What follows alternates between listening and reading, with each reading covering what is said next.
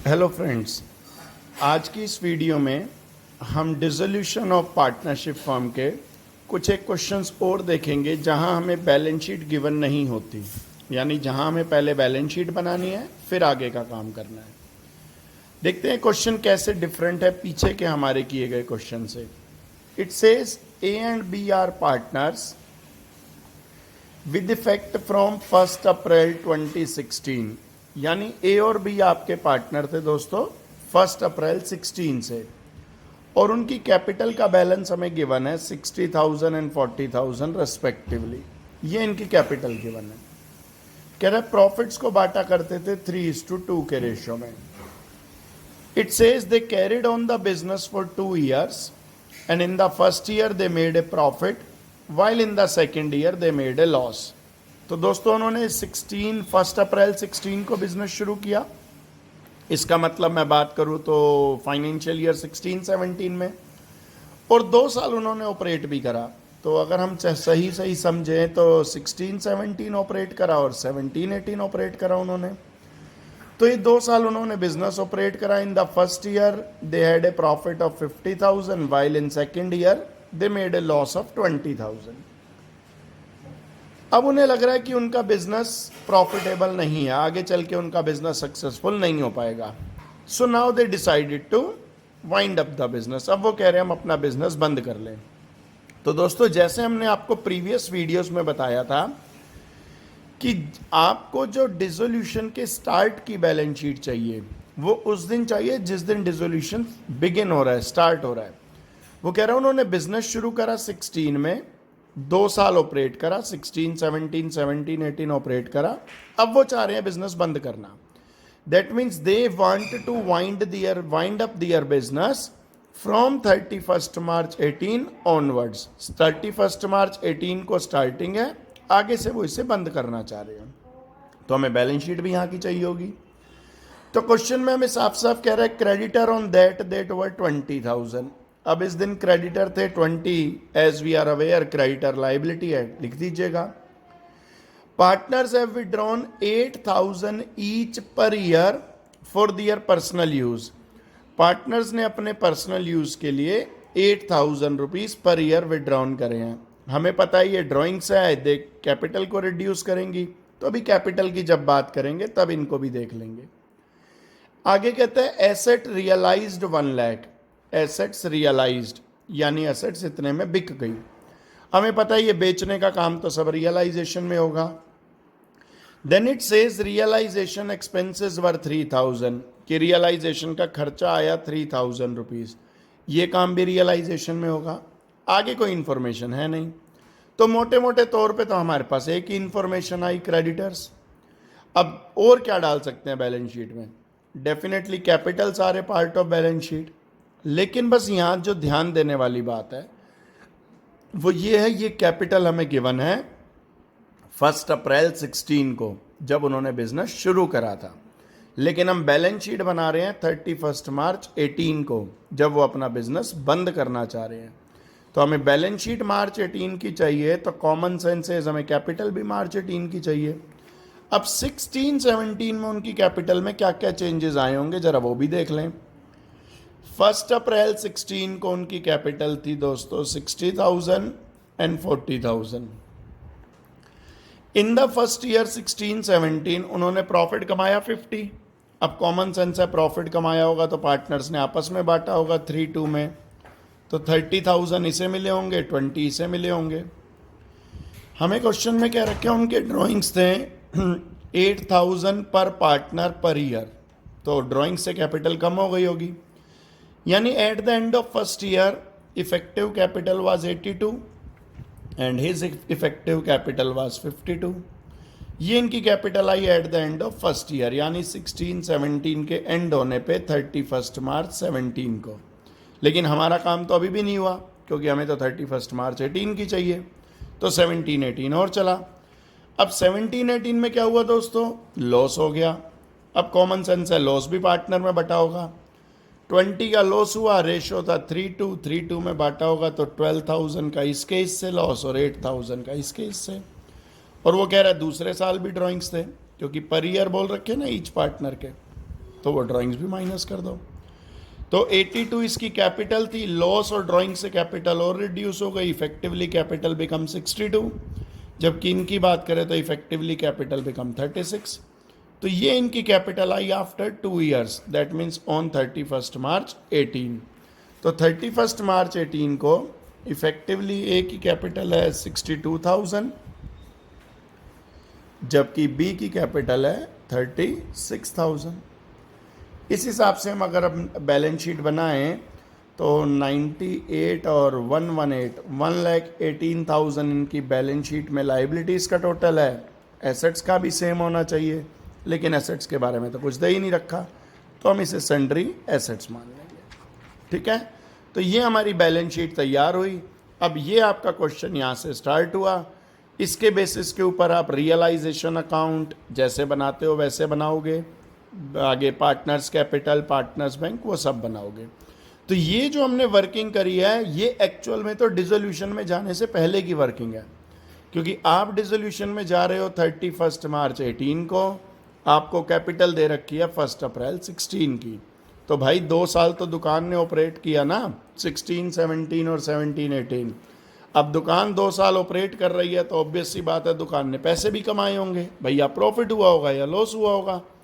और जो भी 2 साल में हुआ वो पार्टनर पे जाएगा, पार्टनर का कैपिटल पे इफेक्ट डालेगा। तो हमने देखा 16, 17 का जो हुआ उससे कैपिटल प्लस माइनस कर दी, 17, 18 में जो हुआ उससे कैपिटल प्लस माइनस कर दी।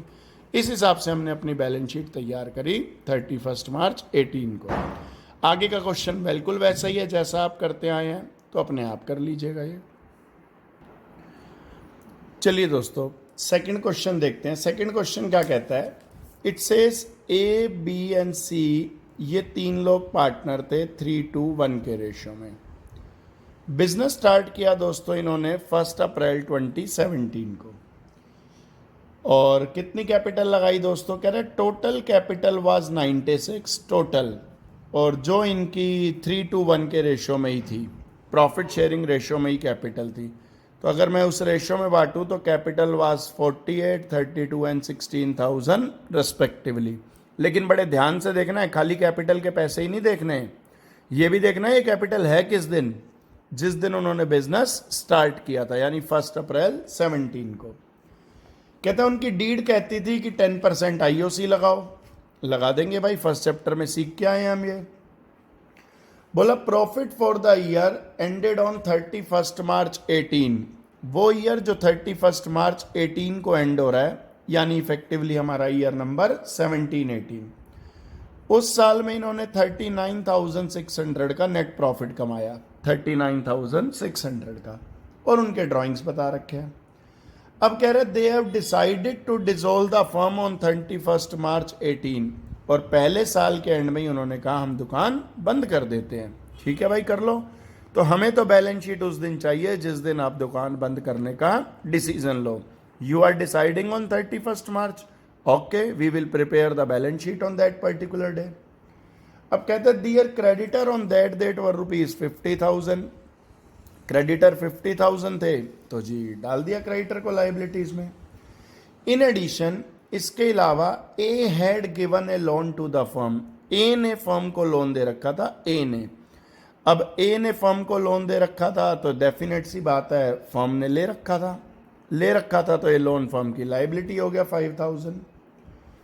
फिर कह रहा है लाइबिलिटीज कुछ थी 12,000 की, not shown in the books but had to be paid, जिनको बुक्स में नहीं दिखा रखा बट पेमेंट करनी पड़ी, दैट मीन्स अनरिकॉर्डेड लाइबिलिटी। अब अनरिकॉर्डेड लाइबिलिटी है तो बैलेंस शीट में तो जाएगी नहीं, तो जब पेमेंट करेंगे तो डेफिनेटली रियलाइजेशन में दिखा देंगे। Then it says assets realised 120। अब assets realised we are aware is a part of realisation. Then it says some of the creditor were taken over by partner while others were paid in cash. तो कुछ क्रेडिटरों को आपके partner ने take over कर लिया और कुछ की पेमेंट आपने कैश में कर दी। तो सर वो क्रेडिटर की पेमेंट्स का माजरा है, वो सारा रियलाइजेशन अकाउंट में देखा जाएगा। तो अभी हमें बैलेंस शीट से रिलेटेड तो और कुछ मिला नहीं, तो सिर्फ क्रेडिटर मिला और पार्टनर का लोन मिला। क्या यहीं बंद कर दे बैलेंस शीट को? नहीं, कैपिटल। अब गलती क्या करेगा बच्चा, फिर यही गलती करेगा, ये कैपिटल उठा के लिख देगा 48, 32, 16, क्योंकि उसके आगे कैपिटल यही है। लेकिन दोस्तों प्रॉब्लम है, ये कैपिटल है at the beginning of the year, 1 अप्रैल 17 की, लेकिन आप दुकान बंद कर रहे हो 31 मार्च 18 क्यों, यानी पूरे एक साल के बाद। तो भाई ये तो देखो कि क्या इस एक साल में उनकी कैपिटल में कोई भी चेंजेस आए या कोई भी चेंजेस नहीं आए। अब वो कह रहा है पूरे साल में हमने 39,600 कमाए। अब भाई जो प्रॉफिट कमाया होगा उसको पार्टनर में ही तो बांटा होगा, जैसे इस क्वेश्चन में बांट रखा था, तो डेफिनेटली हम यहाँ पे भी ऐसे बांट देंगे। लेकिन अब हमें एक क्लॉज और दे दिया, वो क्लॉज दे दिया कि डीड कहती थी आईओसी भी देना है 10%। अब आईओसी का नाम सुनते ही हमारा दिमाग चला जाता है पार्टनरशिप के पहले चैप्टर में। आईओसी देने के लिए क्या बनाना पड़ता था, एप्रोप्रिएशन अकाउंट। तो दोस्तों पहले आप वर्किंग नोट में जाओ और एक बनाओ आप profit and loss appropriation account. Flashback में चलो, 17-18 में चलो, 31 मार्च 18 को बाद में पहुंचेंगे। पहले देखो पूरे 17-18 में क्या हुआ, हमारी दुकान ने प्रॉफिट कमाया 39,600 का, कमा लिया भाई प्रॉफिट। ये जो आपने 39,600 का प्रॉफिट कमाया, डीड कहती थी आईओसी दो, दे देते हैं भाई। आईओसी दोगे 10% देना था, 48,000 कैपिटल थी तो 4,800, अगले को 3,200, अगले को 16। तो इस हिसाब से दोस्तों हमारा 9,600 तो आईओसी में ही खर्च हो गया। बचे हुए पैसे को याद होगा आप लोगों को, फर्स्ट चैप्टर में हमने पढ़ा था the remaining money is called divisible profit. इस प्रॉफिट को क्या करते थे आप, पार्टनर्स में बांट देते थे। तो डेफिनेटली ए बी सी में हमने प्रॉफिट शेयरिंग रेशियो में बांटा होगा। प्रॉफिट शेयरिंग रेशियो वाज 3:1, तो डेफिनेटली 15,000, 10,000 और 5,000 बांटा होगा। ये एप्रो भी कब बनाया होगा, at the end of the year, 31 March 18 को।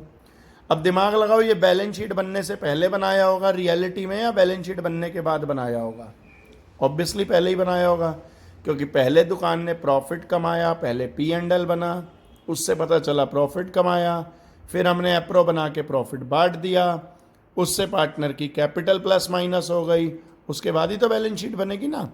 तो बैलेंस शीट को बनाने के लिए पहले आपको कैपिटल चाहिए था और कैपिटल को बनाने के लिए आपको एप्रो चाहिए था। तो अपन ने एप्रो बना लिया। अब बनाते हैं partners capital account. Partners capital account की शुरुआत आपको पता है हम कैपिटल से करते हैं, तो आवर कैपिटल वाज 48, 32 और 16। अब बच्चे सोच रहे होंगे सर आपने बाय बैलेंस बीडी क्यों नहीं लिखा, बाय बैंक क्यों लिखा है, क्योंकि भाई वो कह रहे हैं उन्होंने आज ही दुकान शुरू करी थी, 1 अप्रैल 17 को ही शुरू करी थी और मैं 17-18 का ही कैपिटल अकाउंट बना रहा हूँ। तो ओपनिंग कैपिटल तो कुछ थी नहीं ना, जो लगाया वो पहले ही दिन लगाया, तो इसलिए bank account debit to capital entry हुई होगी, तो बाय बैंक के नाम से। फिर आपने आईओसी दिया, ये इनकी कैपिटल पे इफेक्ट डालेगा। फिर आपने प्रॉफिट को बांटा, by profit and loss appropriation 15,000, 10,000, 5,000। हमें क्वेश्चन में क्या रखा है, इनके कुछ कुछ ड्राइंग्स भी थे। अब ड्राइंग्स दोस्तों अगर हम देखें तो इट वाज 10,000, 7,500 और 6,000 रेस्पेक्टिवली, ये ड्राइंग्स भी थे।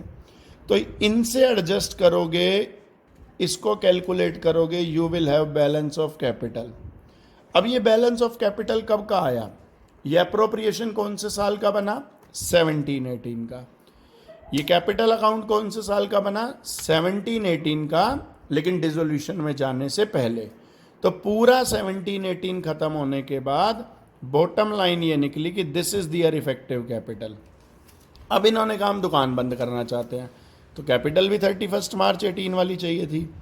इस कैपिटल को उठा के ले जाओ यहाँ पे, पार्टनर्स की कैपिटल एज, बीज एंड सीज, ये कैपिटल पुट कर लेना। यहाँ से आपको बैलेंस शीट का टोटल मिलेगा। असेट्स में कुछ है नहीं, जो भी अमाउंट आएगा वो सारा का सारा सन्ड्री एसेट्स बन जाएगा। क्लियर, ये आपका क्वेश्चन यहाँ से स्टार्ट हो जाएगा। ये तो सब फ्लैशबैक है, 17-18 है, पीछे का बात है। अब यहाँ से आपकी बैलेंस शीट बनी, यहाँ से आपका डिसोल्यूशन प्रोसेस शुरू होगा, यहाँ से भाई आप अपना रियलाइजेशन अकाउंट बनाओ, जो बनाना है वो यहाँ से बनाओ। ये आपका क्वेश्चन फ्रेम हो गया। क्लियर है दोस्तों? अब इन दोनों क्वेश्चन में क्या अंतर था? यहाँ आपने 2 साल दुकान ऑपरेट करी फिर बंद कर रहे थे, यहाँ 1 साल ऑपरेट करी फिर बंद कर रहे थे। दोनों साल का पहले हमने इफेक्ट डाला, तभी हमें 2 साल बाद की कैपिटल मिली। यहाँ 1 साल का इफेक्ट डाला, 1 साल बाद की कैपिटल मिली। अब बच्चों के दिमाग में क्वेश्चन आता है, सर यहाँ पे आपने अप्रोप्रिएशन नहीं बनाया, यहाँ क्यों बनाया? भाई वहाँ अप्रोप्रिएशन की कोई एडजस्टमेंट ही नहीं थी। बनाता भी तो करता क्या? ना आईओसी था, ना आईओडी था, ना सैलरी, बोनस, कमीशन, कुछ भी नहीं था। प्रॉफिट ही तो बांटना था, सीधा बांट दिया। बोला सर फिर यहाँ कैपिटल अकाउंट बनाया, वहाँ कैपिटल क्यों नहीं बनाया? भाई वो सीधी सीधी कैलकुलेशन थी तो प्लस माइनस हो गई। यहाँ थोड़ा सा ड्रामा हो सकता था, इसलिए प्रॉपर कैपिटल अकाउंट बना लिया। वैसे बेस्ट तो यही है कि कैपिटल अकाउंट बनाओ, because you are an accountant. आप कोई मुनीम नहीं हो, मुनीम वाला काम नहीं करना। ये तो मैंने आपकी कंफर्ट के लिए प्लस माइनस कर दिया। प्रॉपर तरीका तो हमेशा होता है, अकाउंट बनाओ ताकि सामने वाले को भी पता चले कि क्या तरीके से चीज़ की गई है। क्लियर है दोस्तों? तो ये 2 क्वेश्चन देखिएगा अभी। चलिए दोस्तों एक क्वेश्चन और देखते हैं, क्वेश्चन नंबर 3। इसमें क्या है, अगर आपको कभी बैलेंस शीट में पार्टनर का करंट अकाउंट गिवन हो तो कैसे ट्रीट करना है, जरा उसके बारे में बताते हैं। ये क्वेश्चन आपके सामने है। कहता है ABC 3 इक्वल पार्टनर थे, उन्होंने कहा हम फर्म को बंद करना चाहते हैं। ठीक है भाई, करो। इसके लिए हम बना रहे हैं रियलाइजेशन अकाउंट। अब सबसे पहला स्टेप होता है सारी एसेट्स का ट्रांसफ़र। अब एसेट्स में हमने देखा हमारे पास डेटर्स थे, हमारे पास स्टॉक था, हमारे पास फर्नीचर था, हमारे पास प्लांट था तो बैंक भी, लेकिन हमें पता है बैंक बैलेंस को हम ट्रांसफ़र नहीं करते हैं। तो debtor 55, stock 81, furniture was 20 and plant was 53,700। तो एसेट्स का ट्रांसफ़र कर लिया। करंट अकाउंट का भी बैलेंस दे रखा है एसेट्स में, इसका मतलब डेबिट बैलेंस है, नेगेटिव बैलेंस है। तो हमने पढ़ा था ना बैंक को ट्रांसफ़र करते हैं ना पार्टनर से रिलेटेड कोई भी चीज़ रियलाइजेशन में ट्रांसफ़र करेंगे। लाइबिलिटीज़ में गए तो दोस्तों सबसे पहले आपको क्रेडिटर्स मिली, डेफिनेटली ट्रांसफ़र होगी 31,000। रिजर्व फॉर कॉन्टिंजेंसी, हमें पता है डिस्ट्रीब्यूटेबल आइटम है, कोई रिजर्व आ जाए तो उसको पार्टनर में डिस्ट्रीब्यूट करेंगे, रियलाइजेशन से कोई मतलब नहीं। प्रॉफिट एंड लॉस आ गया, ये भी पार्टनर में डिस्ट्रीब्यूट होगा, रियलाइजेशन से कोई मतलब नहीं। एज वाइफ लोन, अब ए हमारा पार्टनर है तो उसकी वाइफ तो हमारे लिए थर्ड पार्टी हुई, तो थर्ड पार्टी का लोन था 12,000 रुपीज़। बैंक लोन था दोस्तों हमारे पास कुछ 20,000 का, तो हमने सारी आउटसाइड लाइबिलिटीज़ भी लिख ली। कैपिटल को छोड़ दो, अभी करंट को छोड़ दो, जब नंबर आएगा तब देखेंगे। पहली इंफॉर्मेशन कहती है there was a bill of 5,000 under discount, it was received from R and now R has turned insolvent, only 60% money is being received from his estate. ये हमने अपनी पिछली क्लासेस में भी देखा था कि ये वो बी आर है जिसको आप बैंक से डिस्काउंट करा लाए। ये आपको आर से मिला था और आर इंसॉल्वेंट हो गया। अब आर जो इंसॉल्वेंट हो गया तो ऑब्वियसली आर तो बैंक वालों को पैसे दे नहीं पा रहा होगा, तो बैंक वाले आपसे मांगेंगे, आपको देने पड़ेंगे।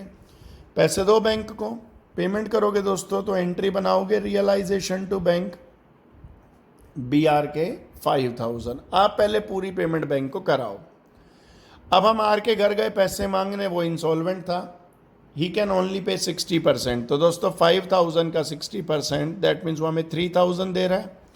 पैसे ले आओ उससे, पैसे लाओगे तो एंट्री बनेगी बैंक टू रियलाइजेशन 3। याद रखना दोस्तों, बैंक सारा पैसा एक ही आदमी से मांगता है, या तो आर दे दे या आप दे दो। ऐसा मत करना कि 3,000 आर से लिया, 2,000 मैं दे देता हूँ, नहीं। पहले आप पूरी पेमेंट बैंक को करो, अगर आर नहीं कर रहा तो आप पूरी पेमेंट बैंक को करो, बैंक गेम से हट गया, उसके बाद आप आर से पैसे ले आओ। उसके बाद कहता है कि हमारी इन्वेस्टमेंट थी अनरिकॉर्डेड इन्वेस्टमेंट 8,000 की, ये हमारे क्रेडिटर ले गए, तो हमें पता है assets taken over bye creditor उसकी कोई एंट्री नहीं होती, लेकिन उसके बाद उस असेट्स को भूल जाओ और उतने रुपए से क्रेडिटर कम कर दो। तो आपके क्रेडिटर अभी तक 31 के थे, 8 के इफेक्टिवली कम हो गए तो 23 के बच गए क्रेडिटर। आगे कहते हैं partner agreed to accept furniture in settlement of his wife loan.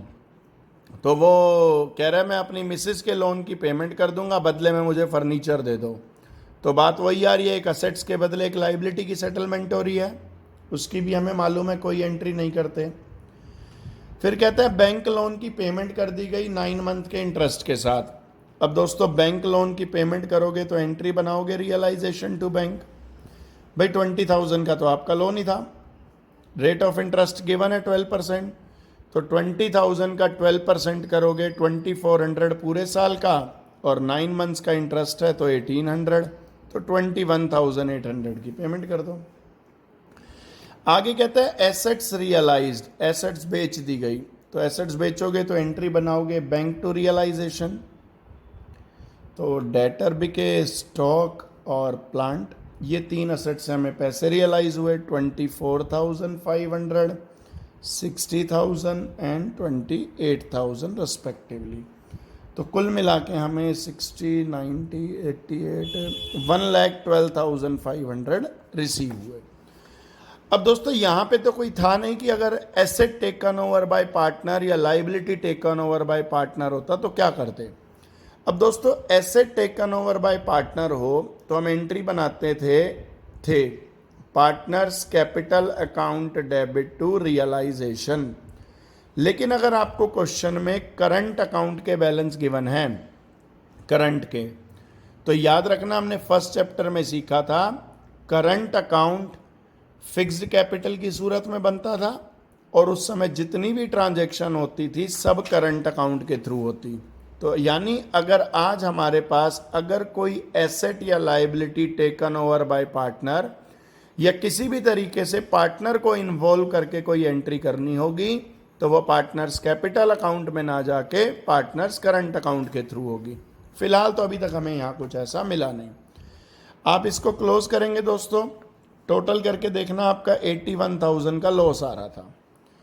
इस लॉस को क्या करते थे आप, पार्टनर्स में बांट देते थे। आप लिखते थे loss transfer to A's capital, B's capital और सीज कैपिटल, लेकिन आज कैपिटल नहीं लिखना, करंट अकाउंट, कैपिटल फिक्स्ड है ना, तो सब कुछ करंट अकाउंट में जाएगा 27,000 ईच। तो एंट्री बन गई partners current account debit to realisation, बस कैपिटल अकाउंट की बजाय करंट अकाउंट में। लोन कोई था नहीं पार्टनर का, इसके बाद हम जनरली बनाते थे कैपिटल अकाउंट।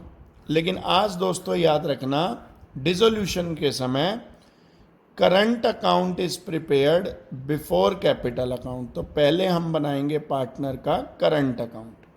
कैसे बनाओगे करंट अकाउंट, बैलेंसेस देखो, ए और बी का आपको क्रेडिट बैलेंस गिवन है, बाय बैलेंस 10,000 और 5,000।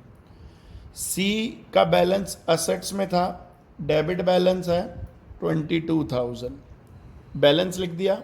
इतने में हमने कोई नया काम नहीं करा, जैसे कैपिटल के बैलेंस लिखते थे वैसे ही आपने करंट के बैलेंस लिख दिया।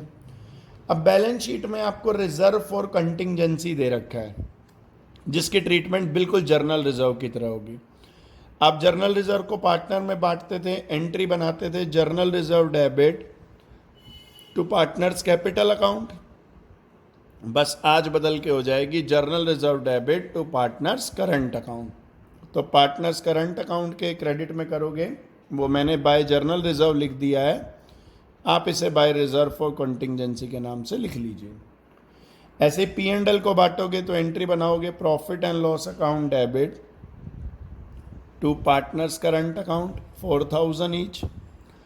और कुछ था नहीं, लॉस थी, रियलाइजेशन से लॉस आया, इसको डिस्ट्रीब्यूट करा, एंट्री बनाई partners current account debit to realisation 27,000 each.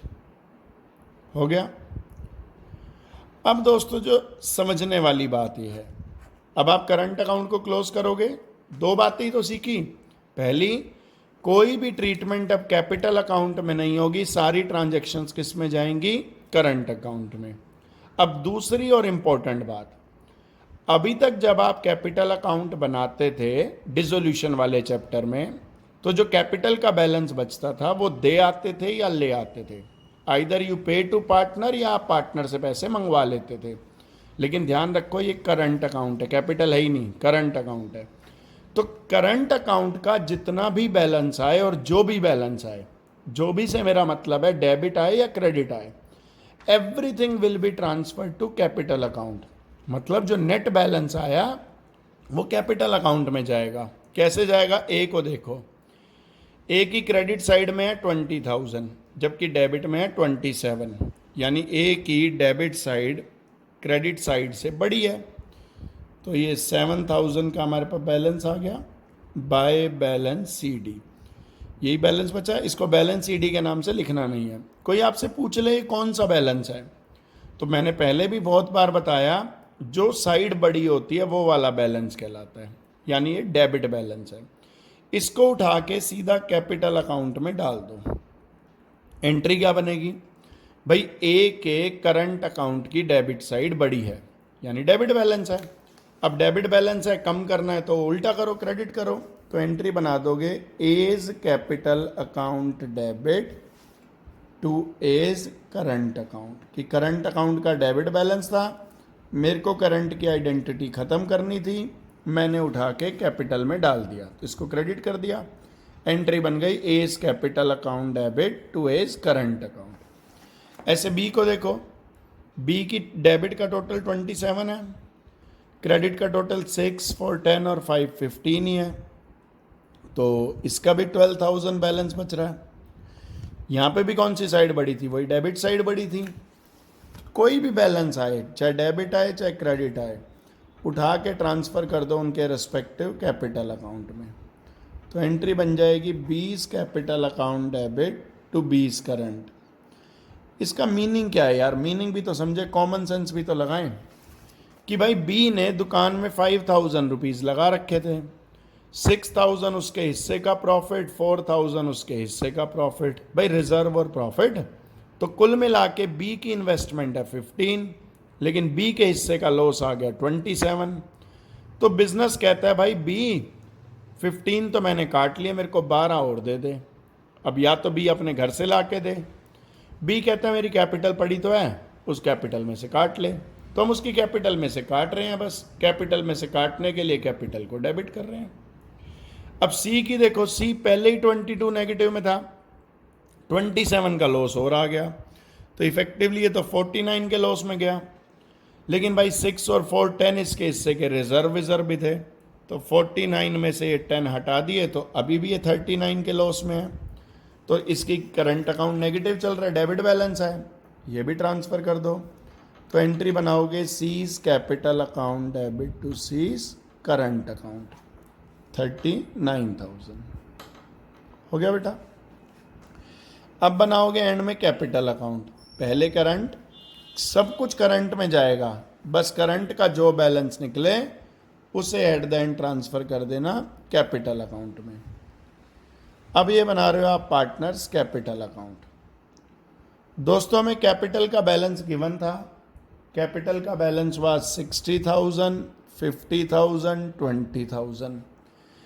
ऐसे में कैपिटल अकाउंट की ओर कोई एडजस्टमेंट तो होगी नहीं, क्योंकि हर चीज़ कहाँ चली गई होगी? करंट अकाउंट में। सिर्फ बैलेंस आए होंगे, और उसकी एंट्री क्या बनाई? एज बी सीज तीनों की कैपिटल डेबिट टू तीनों के करंट। तो कैपिटल को डेबिट करा है तो कैपिटल के डेबिट में लिख दो टू करंट अकाउंट। ए के 7 थे, बी के 12 थे, सी के 39 थे। अब भाई बड़ा सीधा साधा सा हिसाब है, यहाँ से ए नेगेटिव आ रहा था 7,000 का।